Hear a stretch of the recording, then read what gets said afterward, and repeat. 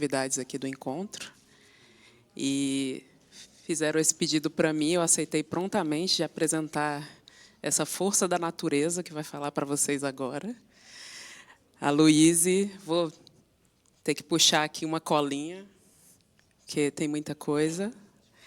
A Luíse Durso é bacharel e mestre em matemática pela PUC-Rio, doutoranda aqui no IMPA, orientando da outra força da natureza, que é a Carolina Araújo. E, antes de tudo isso, ela é multimedalhista de ouro na OBMEP. Ela foi 7 vezes medalhista de ouro na OBMEP. Apenas, né? Não só na OBMEP, ela também foi medalhista de ouro na Olimpíada Brasileira de Matemática. Depois, na graduação, também foi medalhista de ouro na competência interuniversitária, ibero-americana interuniversitária de matemática. No CIM também, amiga, né? Enfim, gente, muitas medalhas. Quem tiver mais interesse, assim, eu só peguei essas, mas tem lá no currículo dela, tá? Vocês podem ver. E, claro, além de tudo isso, ela foi líder e vice-líder algumas vezes, né, da equipe brasileira da EGMO, que eu falei para vocês hoje de manhã. Né? E hoje ela trabalha junto com uma equipe, né, junto com a gente, na comissão gestora e acadêmica do torneio Meninas na Matemática. Então, eu vou passar aqui a palavra para ela, até porque a gente está um pouquinho atrasado, queria rasgar mais cedo para minha amiga, né? Mas vou deixar agora a palavra com ela para que vocês possam, né, ter esse espetáculo aí. Então, é isso. Vai lá, amiga. Muito obrigada, amiga. Oi, pessoal.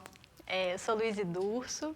Eu ia trazer aqui, eu trouxe uma aula, mas muito motivada pela palestra da Ana Paula mais cedo, que foi maravilhosa.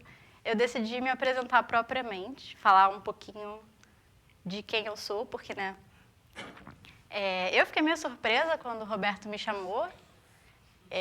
Eu não sei o quão surpresos vocês estão também, mas, assim, eu me sinto uma moleca aqui apresentando para professores. Então, eu vou contar um pouquinho da minha experiência para convencer vocês de que vocês querem me ouvir. Muito bem. Eu, como a Ana Paula falou, participei da OBMEP desde pequenininha. Acho que minha primeira medalha foi de 2008. Mas eu só tenho essa foto, legalzona, dos medalhistas de ouro da OBMEP de 2011, que vocês podem... Não sei se vocês me acharam, vocês me acharam aqui, ó. Olha eu aqui. Viu? Aqui está o presidente da época, né, que está aí de novo. Da época de agora também. Enfim, foi uma experiência muito gostosa, assim como todas as premiações de matemática. E eu era considerada um gênio para todos os meus amigos da escola e minha família, mas eu nunca me senti assim como também os meus colegas que faziam Olimpíadas de Matemática, que participavam do OBM, por exemplo. Essas pessoas não me achavam um gênio, porque elas também estavam inseridas ali. E eu acreditava fielmente que todos os meus colegas da escola seriam capazes do mesmo que eu. Na verdade, na época, eu me sentia até a síndrome do impostor, né? Tipo, caraca, vamos descobrir que, na verdade, eu sou igual a todo mundo. Mas o que eu percebi com o tempo é que eu não sinto que eu tenho algum talento misterioso, sobrenatural, diferente das outras pessoas. Eu tive oportunidades e me interessei pelo assunto. E ainda acredito até hoje que os meus colegas, da mesma turma que eu da escola, seriam tão capazes quanto eu de ter ganhado a quantidade de medalhas que eu ganhei, etc. Enfim, tudo é uma questão de por onde você vai, por onde você caminha. E, nesses anos todos, o que eu estudei da matemática não é o que as pessoas veem por matemática por aí. Para mim, matemática é raciocínio. Então, eu estudei muito sobre lógica, né? E eu acho que uma grande abordagem, uma excelente abordagem para engajar os alunos mais novos a estudar matemática é por meio de Olimpíadas. Por quê? Não necessariamente por causa da competitividade, mas os problemas que aparecem, muita gente olha e fala, gente, isso aqui é matemática? Porque, na verdade, é só um problema de pensar, né? Você raciocina sobre o problema e está lá a solução. No fim, ele é um problema, todos nós, como seres humanos, temos que resolver problemas da nossa vida. E, para mim, matemática era isso, e para muita gente, matemática é uma coisa monstruosa. O que você faz na faculdade de matemática? Acham que eu divido números muito grandes, assim, de 10 dígitos, faço divisões muito complicadas. Cálculo, o que é cálculo? Cálculo é, claramente, cálculo é você fazer várias contas, né? Então, tá, minha trajetória tá aí, começou em 2008, aí tá uma foto de 2011, eu ainda era bem novinha. Ganhei algumas medalhas, participei de alguns cursos, estava muito contente. E era onde eu era verdadeiramente feliz, nos momentos em que eu encontrava meus colegas de Olimpíada, e a gente assistia uma aula de Olimpíada juntos, e pensava juntos depois da aula sobre pontos que que a gente ficou em dúvida, etc. E foi aí, já no 8º ano, em 2010, que eu decidi que eu queria ser como os meus professores de matemática olímpica. Porque as aulas eram divertidas porque eles estavam se divertindo. Os professores estavam engajados em fazer eu aprender aquilo. E as aulas eram divertidas, os professores eram engraçados. Assim, vinha uma felicidade que eu não estava acostumada na escola que eu vim. Então, eu pensei, eu quero ser assim, porque eles parecem tão felizes, eu quero ser professora de Olimpíada e vou ser feliz assim. E fui fazer matemática lá. Olha, eu, inclusive, falei, não sou um gênio, etc. Eu não participei de Olimpíada Internacional na escola, eu só fui participar de Olimpíada Internacional na universidade, porque eu fui para a PUC, já foi tudo intencional. Eu fui para a PUC porque eu sabia que a PUC patrocinava os alunos para irem para as Olimpíadas Internacionais. E tinha bolsa de Olimpíada, então foi tudo ali planejado. E aí eu participei de Olimpíada Internacional, foi também muito gostoso.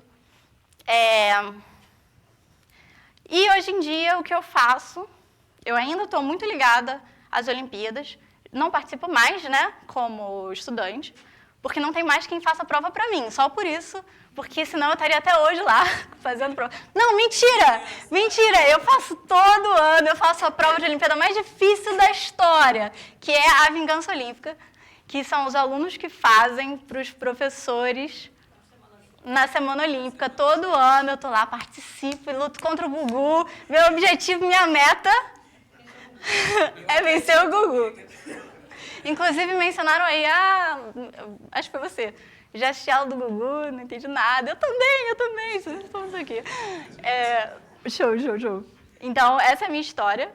Eu estou aqui fazendo doutorado porque eu fui capturada assim por esse esquema de pirâmide da academia, mas meu objetivo era realmente ser professora de Olimpíada. Inclusive, o meu LinkedIn mentira, eu não tenho LinkedIn, mas quem quiser, quem tiver uma vaga de professora de Olimpíada, fala comigo que eu estou interessada. Tá.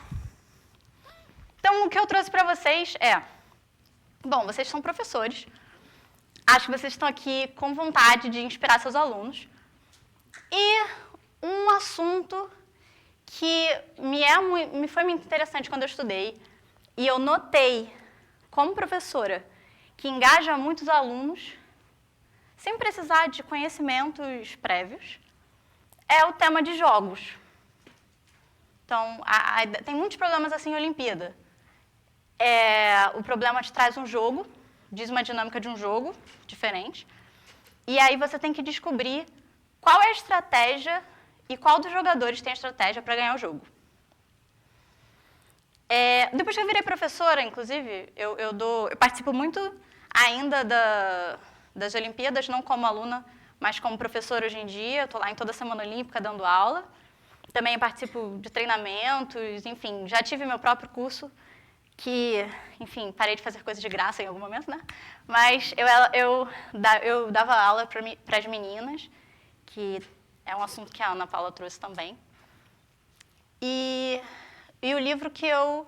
Teve um livro que eu acho que vocês devem conhecer. Aqui, desculpa, gente, desculpa ficar cortando, mas é o 2011 versus 2023, que foi esse ano, né? Que a Ana Paula contou, eu fui líder na Ibero. A Ibero é a competição Ibero-Americana de Matemática. É uma competição entre os países ibero-americanos aqui, e também tem Espanha e Portugal também participam, e alguns países da América Latina e etc. E o Brasil enviou a equipe de 4 alunos, como sempre, foi aqui no Rio de Janeiro. E aí, por isso que me convidaram, né? Já estava aqui mesmo. Aí, esses são os meninos que fizeram a prova, né? E a Ana Paula aqui, ó. Olha ela ali. Enfim, essa foto ficou bem bonita, gosto muito. Então, o meu trabalho era verificar a pontuação correta dos alunos. Existe uma correção que é feita imparcial para todos os times, mas cada time tem que se defender, né? Falar, não, isso aqui não está coerente com o que o aluno fez, o aluno ganhou mais pontos, na verdade, do que você está falando. Fora elaborar a prova, traduzir, né? Porque originalmente era tudo em espanhol. E aí a gente teve que traduzir para português, etc. Tá, então o livro que eu usava, o que eu aprendi a valorizar muito, foi esse livro, que eu sempre tive, desde criança. Mas eu olhava para ele e ele não fazia o menor sentido. Porque, não sei se vocês já olharam, ele é uma conversa, né, com professores. E quando eu comecei a dar aula particular, assim, na graduação, aí eu fui olhar esse livro e falei, caraca, ele é muito bom. Então, alguém perguntou também como começar com aulas de Olimpíada na minha escola. Bom, foi assim que eu comecei, com esse livro aí. Ele não vai abordar todos os temas, ele não é muito forte em geometria, por exemplo, mas ele é excelente em combinatório, teoria dos números, quem quiser, enfim, vocês devem conhecer. E os meus problemas que eu trouxe são desse livro. Mas não puramente o que está no livro, mas o que eu tomei disso e como que eu tenho dado aulas a respeito disso com as crianças. Só uma pergunta, até que horas eu tenho? A foto é 5h10, né? Não, mas aí eu... Hã? 5h10. A foto é 5h10, né? Então tem essa para 5h10. Tá, tudo bem. Vocês só vão perder muita coisa. Eu trouxe originalmente 4 jogos, mas a gente pode ficar com 2, tá? Vamos ver. Tá. Então, o primeiro jogo talvez vocês já tenham visto. A gente tem duas pilhas de qualquer coisa. Aí são pedras, a coisa mais chata que existe, mas enfim, pensa em jujuba, sei lá. Qualquer coisa mais interessante. Celulares, sei lá. Algo que engaje melhor seus alunos do que pedras. Mas numa pilha tem 7, na outra pilha tem 5. E o jogo consiste em, a cada jogada, um dos jogadores vai escolher uma das pilhas e desta pilha ele vai retirar quantas pedras ele quiser, mas só de uma das pilhas. Começando com 7 pedras numa mão e 5 pedras na outra, ganha o jogador que retirar a última pedra, a última das 12. Né? Esse problema é batido de quem já viu alguns probleminhas de jogos. E você pode simplesmente dizer a estratégia sem ter estudado sobre o problema, né? E aqui a resposta não revelem tão rápido quanto eu vou revelar para vocês. Principalmente se o aluno for novinho, deixa ele pensar ali no problema, deixa ele brincar com esse jogo. Fala para ele jogar com um amiguinho, e aí ver como é que é, e pergunta para ele qual é a estratégia, como é que faz para ganhar. A estratégia para esse jogo em particular é você sempre manter a mesma quantidade de pedras nas 2 pilhas. Então, a estratégia desse jogo está com o primeiro jogador. O que o primeiro jogador tem que fazer é retirar 2 pedras da pilha de 7, aí você vai ter 5 pedras e 5 pedras. Você vai ter uma quantidade igual. E o objetivo do primeiro jogador é sempre manter uma quantidade igual, forçando o segundo jogador a ter sempre uma quantidade diferente de pedras em cada pilha.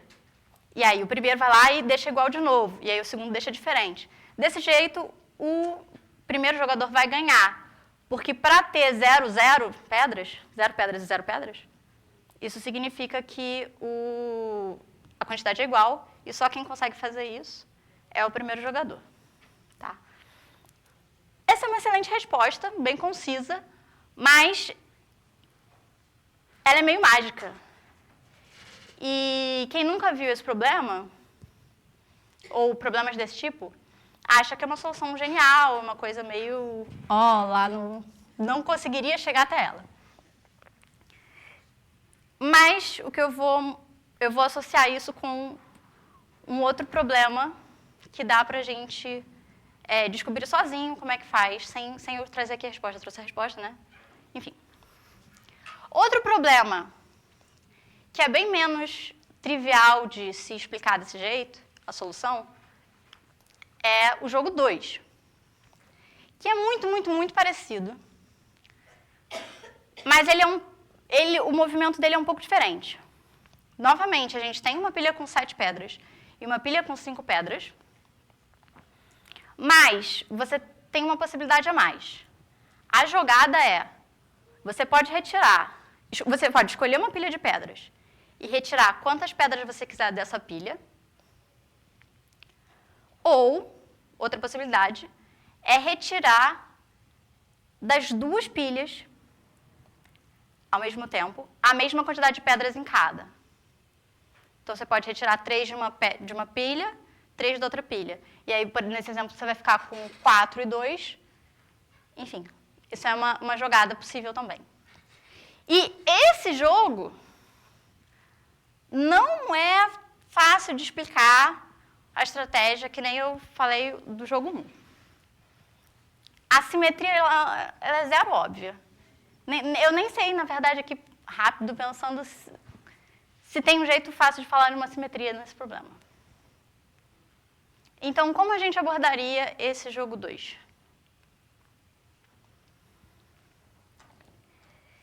E aí, o que eu tento mostrar é que o ideal é a gente pensar do jogo a partir do final. A partir do momento que a gente tem poucas pedras, né? Você quer chegar no ponto em que você tem 0 pedras e 0 pedras. Mas o que acontece antes disso? Só que nesse jogo, fica muito caótico, muito rápido. Se você for abrindo uma árvore de possibilidades, isso fica complicado. E o segredo para resolver ele é a organização. Esse jogo 2 vai ser a última coisa que a gente vai resolver. Vou tentar resolver ele, mas primeiro eu vou trazer um outro problema que aparentemente não tem nada a ver, mas eu juro para vocês que é o mesmo problema. Tá, jogo 1 linha, tá? A gente tem um tabuleiro 8x8 de xadrez. O tabuleiro ele tá identificado, cada casa do tabuleiro está identificada com uma letra e um número. É A, B, C, D, E, F, G, H, 1, 2, 3, 4, 5, 6, 7, 8. Aí, você tem uma torre na casa C1, na posição C1, que enfim, vocês já vão ver qual é a posição. Mas tem lá uma casa do tabuleiro, e cada jogador ele pode mexer a torre quantas casas ele quiser para a direita ou para cima. Que nem uma torre, você não pode nunca voltar, porque senão o jogo não tem fim, a gente está restringindo um pouco os movimentos da torre, tá? Nesse jogo, a torre só anda para a direita e para cima para o jogo acabar. E o objetivo, o jogador que vai ganhar, é o jogador que botar a torre no H8, que é a peça mais à direita e em cima que existe. Bom, aqui está o nosso tabuleiro de xadrez. Aqui está o H8, que é onde a gente quer colocar a torre. E no enunciado do problema, a torre começa aqui. Mas, enfim, a torre pode começar em qualquer lugar e você se fazer a mesma pergunta. Quem é o jogador que tem a estratégia vencedora e qual é a estratégia vencedora para botar a torre aqui em cima? Lembrando, a torre ela começa aqui e ela pode andar quantas casas ela quiser para a direita e quantas casas ela quiser para cima. Os jogadores eles vão se revezar jogando, tá? Então, primeira coisa, para a gente analisar esse jogo. A gente começou aqui, beleza. Dentre todas as jogadas que eu posso fazer, tem duas que são muito burras.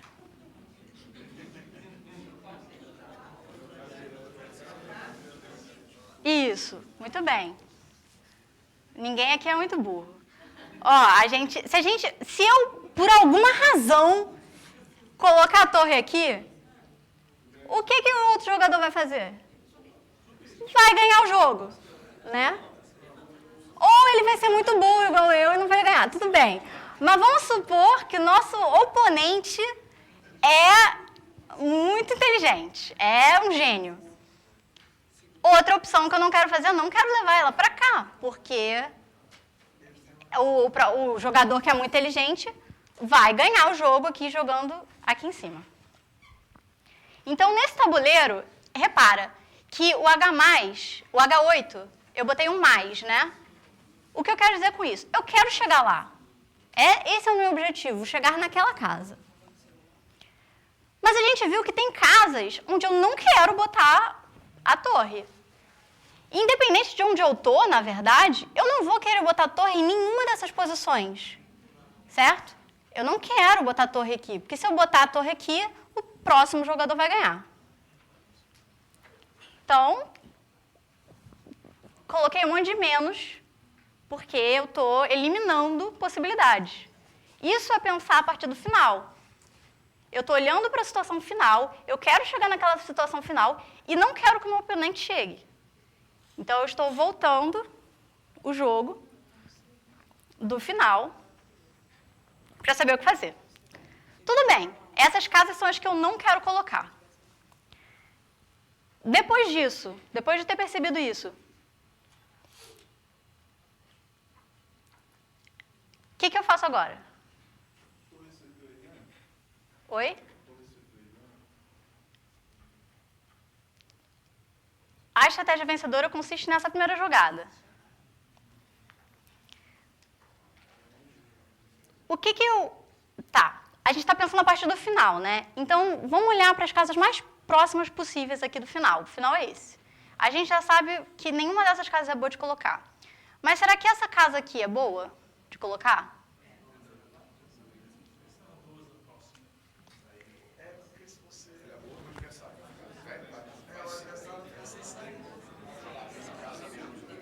Exatamente. Muita gente aí já percebeu que o que acontece se eu colocar minha torre aqui? Imagina, eu, Luiz, estou jogando contra vocês. Coloquei minha torre aqui. O que vocês vão fazer? Vocês estão fodidos. Vocês vão para uma casa que tá ruim aqui. Então, essa casa, seria legal, tão legal quanto colocar a torre aqui, seria colocar a torre aqui. Eu estou simplesmente a um passo de ganhar, né? Então, colocar a torre aqui também é tão legal quanto colocar aqui.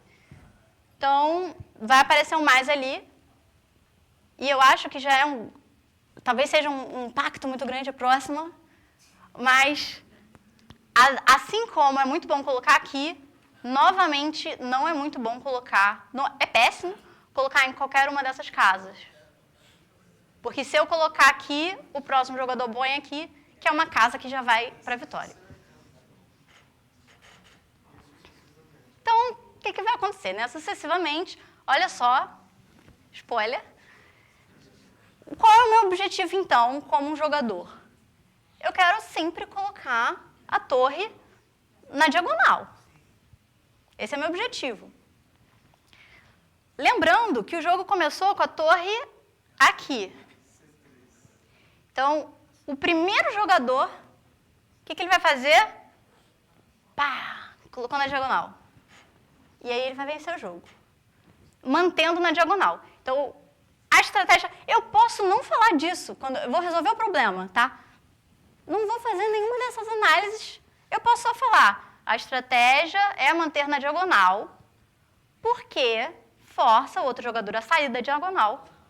Ou seja, eu volto para a diagonal, eu sempre posso voltar para a diagonal, o outro jogador nunca pode botar na diagonal, porque ele já está, ele tem que sair. E a casa que a gente quer chegar é na diagonal, então quem vai ganhar sou eu. Isso é um jeito de falar. Mas vocês viram que teve todo um pensamento do final para agora, do final para o início, para a gente chegar até essa conclusão. E vou contar para vocês, quem já percebeu que esse problema é igualzinho ao problema das pedras? Caraca, eu estou muito feliz que só uma pessoa percebeu. Tá, ok, mais pessoas, algumas pessoas. Mas por quê? Eu queria surpreender vocês. Olha só, porque me surpreendeu quando eu vi isso, eu falei, nossa, eu já conhecia o problema da torre, eu já conhecia o problema das pedras, e eu falei, são o mesmo problema. Por quê? Olha só. Quando eu estou com o problema das pedras e eu quero analisar a partir do final, o meu problema é um problema de organização, porque tudo se expande muito rápido. Porque, na verdade, eu tenho que me organizar no plano. Eu tenho que pensar no R2 ou no Z2. E se eu fizesse, relembrando aqui o nosso problema inicial, né? Tem uma pilha de 7 pedras, uma pilha com 5 pedras, cada jogador pode retirar quantas quiser de uma das pilhas. E se eu pensasse esse jogo como um tabuleiro, em que eu tenho, em cada posição do tabuleiro, ele significa quantas pedras tem em cada pilha. Então, digamos, pilha 1 ali em cima tem 7, 6, 5, 4, 3, 2, 1, 0, e a pilha 2 também. E eu comecei o jogo com 5 pedras numa pilha e 7 pedras na outra pilha. Eu comecei o jogo aqui. Meu objetivo é chegar em 0, 0. Quem botar em 0, 0, ganha. Quem deixar 0 pedras, ganha. E qual é o movimento desse jogo? Um movimento consiste, eu comecei aqui, né, mas não importa, consiste em tirar uma quantidade arbitrária de pedras de uma pilha. Se eu estou tirando da pilha 1, isso significa o quê? Andar para a direita. Se eu estou tirando da pilha 2, isso significa andar para cima. Que são exatamente os movimentos da torre. Então, eu comecei aqui, eu quero chegar aqui, com os movimentos da torre. E eu posso analisar a partir do final. Beleza, uma péssima ideia. Eu já poderia ter pensado nisso, né? Eu estou com as 2 pilhas. É uma péssima ideia eu tirar todas as pedras de uma das pilhas, porque o próximo jogador vai simplesmente tirar as pedras da outra pilha, que é justamente o primeiro pensamento que a gente teve. Só que depois fica muito mais complicado se a gente não se organiza num 2x2. Não 2x2 não, desculpa, num R2. Então, se a gente fosse analisar novamente esse problema do final, a gente vai ter o mesmo resultado da torre. Né? Mesma coisa vai acontecer. E aí, o que você vai descobrir é que, na verdade, você quer manter na diagonal. O que é manter na diagonal? As 2 pilhas têm a mesma quantidade de pedras. Então, a gente analisou esse problema das pedras de uma maneira muito mais profunda do que originalmente a gente... simetria, né? Porque a gente já sabe que simetria funciona com outros jogos. Isso é uma estratégia que acontece de vez em quando, mas enfim. Então, vamos resolver o próximo problema, que é o problema mais elaborado, supostamente, né? Porque não tem essa estratégia de simetria. O jogo 2, ele é... A gente tem as 2 pilhas de pedra, só que agora, em vez de apenas tirar uma quantidade arbitrária de pedras de uma das pilhas, eu também posso escolher o movimento, tirar a mesma quantidade das 2 pilhas. Quando eu colocar isso no R2, quais são os movimentos que eu vou ter? Então, eu vou poder ir para a direita, quanto eu puder, vou poder ir para cima, o quanto eu puder, e vou poder andar na diagonal cima-direita, que seria retirar a mesma quantidade de pedras de cada pilha. Isso é o que a rainha faz. Então, o nosso jogo 2 linha, que é o jogo igual ao jogo 2, só que agora é muito mais fácil de visualizar, a partir do final, é o mesmo jogo da torre, só que com a rainha. Você começa numa posição C1, você quer ir para o H8, você pode ir quantas casas você quiser para a direita, quantas casas você quiser para cima e quantas casas você quiser para a diagonal, direita acima. Então, o meu objetivo é chegar ali. Mas eu também tenho o mesmo ponto de vista das pilhas de pedra. Meu objetivo é chegar a ter 0 pedras.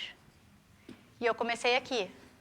Eu posso ir quantas casas que eu quiser para cá, quantas casas eu quiser para cá, quantas casas eu quiser para cá. E agora a gente analisa esse jogo. Ok? E esse jogo não tem uma solução simétrica tão óbvia. Então vamos analisar esse jogo. Ah! Spoiler. Desculpa pelo spoiler, né? Vou voltar aqui. Ó. É porque não é trivial saber qual é o laser e qual é... Laser, né, agora é o que eu quero. Uma coisa muito boa de se fazer seria, novamente, colocar nessa coluna, colocar nessa linha ou colocar nessa diagonal. Porque o movimento da diagonal também existe.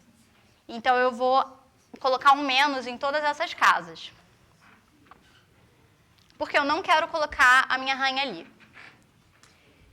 E o que acontece se eu colocar a minha rainha aqui?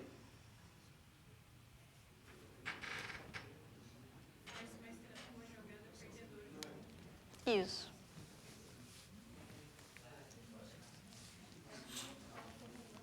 Se eu colocar a minha rainha aqui, o que vocês podem fazer? Perder. Vocês só podem subir, o que é ruim, de qualquer forma, tá? Ir para a direita, o que é ruim, e ir para a diagonal, cima-direita, o que é ruim também. Então, ruim para vocês. E se eu colocar a minha rainha aqui? Mesma coisa, vocês estão ferrados. Vocês só vão para posições ruins. Então, essas casas, depois de já ter feito essa análise de algumas casas ruins de colocar, eu posso dizer que essas casas são boas. Mas eu só posso dizer que uma casa é boa quando eu já analisei o suficiente todas as opções que eu tenho à frente. Eu não sei sobre essa casa aqui ainda. Não sei dizer se é boa ou ruim. Mas essa aqui, porque todas as opções dela vão para ruins. Então, eu vou colocar um mais ali, vou colocar um mais nas posições que eu sei que são boas de colocar. Se eu colocar ali, eu ganhei.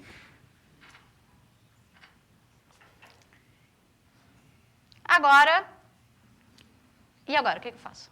Eu olho para as posições ruins de novo.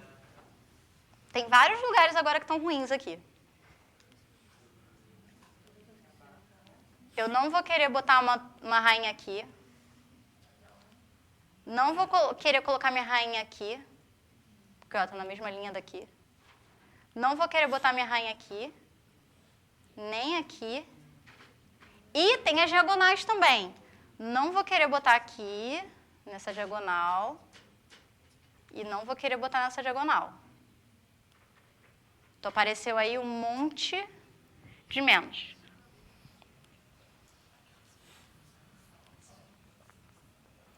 Nenhum desses lugares é bom para colocar. E agora a gente olha para mais perto do fim. Esse lugar aqui é bom de colocar? Se eu colocar aqui, o que vocês podem fazer é necessariamente... Você tem que olhar para todos os lugares onde essa casa vai. Ó. Necessariamente todas as casas são ruins para onde ela vai. Então, se eu colocar minha peça ali, eu ferrei o próximo jogador. Igualmente aqui.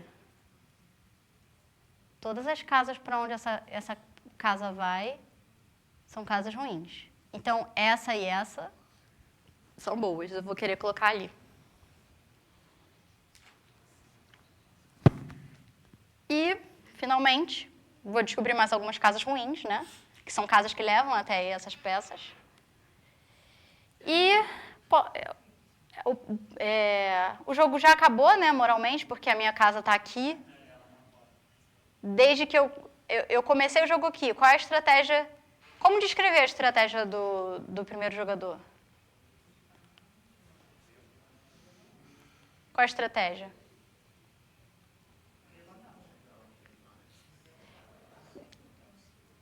Tudo bem, diagonal, não importa na verdade, pode ser da diagonal, pode ser para cima, pode ser para a direita. Mas quantas casas? O importante é o importante é eu sempre ir para casas mais, né?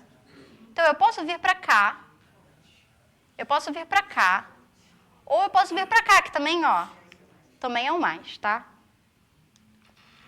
Comecei aqui, eu tenho 3 opções que vão me garantir a vitória se eu continuar usando essa estratégia. Então, digamos que eu vim para cá. E aí o meu oponente veio para cá. O que eu faço agora? Agora eu vou andar nessa diagonal aqui até chegar nessa casa. E aí meu oponente, digamos, veio para cá. Aí eu acabo o jogo. Então, aqui a estratégia é manter nas casas onde eu escrevi mais. E eu, Luíse, não sei uma forma de escrever esse problema sem fazer esse desenho. Até dá, tá, gente? Eu estou mentindo. Mas você vai ter que ser elaborado no sentido, você vai ter que analisar a paridade, provavelmente, eu não sei. O que eu chutaria? Analisar a paridade das duas posições, e aí você vai ter que querer manter alguma coisa. Mas, gente, agora tem um desenho, você pode fazer na sua prova, olha só, cheguei nesse desenho de tal forma. E é muito mais elaborado do que parecia o problema da torre ou o problema das pedras. Tá? Era isso que eu queria trazer para vocês. Eu espero que vocês consigam reproduzir um pouco disso com seus alunos, se vocês quiserem, enfim, se vocês tiverem espaço.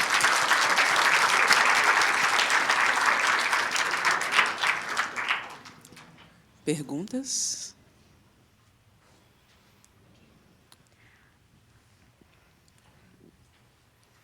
É uma pergunta proposta, né? Você teria interesse em... já estou pensando em negócios. Como eu disse, né? no LinkedIn. Eu não tenho LinkedIn, aí a gente tem que falar aqui no ao vivo, né? É que a gente pensa muito em fazer um polo olímpico na nossa rede, mas falta o material humano, assim, né? Você pensa em fazer projetos para escolas e tal? Eu já participei de alguns projetos.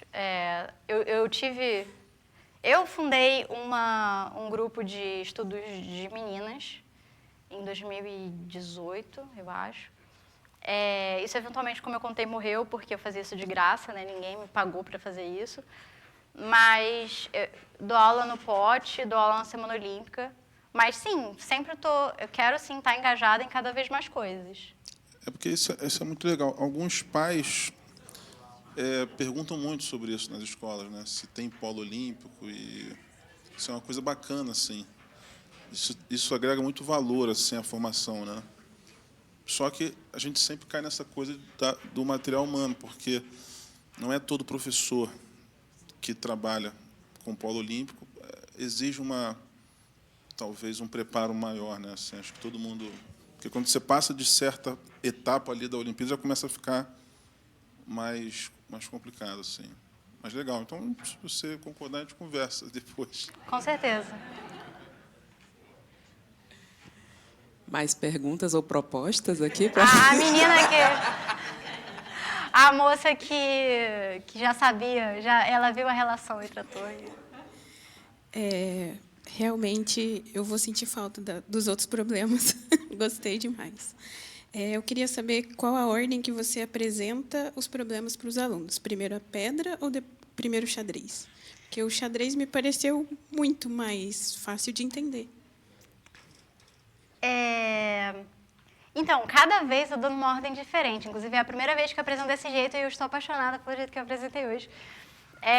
Mas, em geral, os alunos, às vezes, eles têm receio com os problemas de xadrez.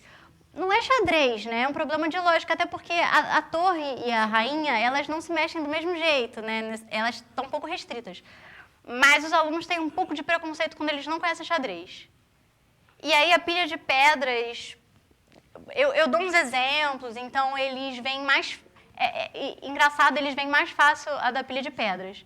Mas chega a ser muito mais interessante quando você olha a da rainha. Mas eu dei uma aula super resumida agora, mas você imagina, em uma aula, eu normalmente não consigo mostrar a associação entre os problemas. E aí, assim, só um ou outro que eu falo desafio, entendeu? Pensa sobre isso. E aí um ou outro depois vem me mostrar que viu a relação. Mas é difícil chegar no tempo da aula, né?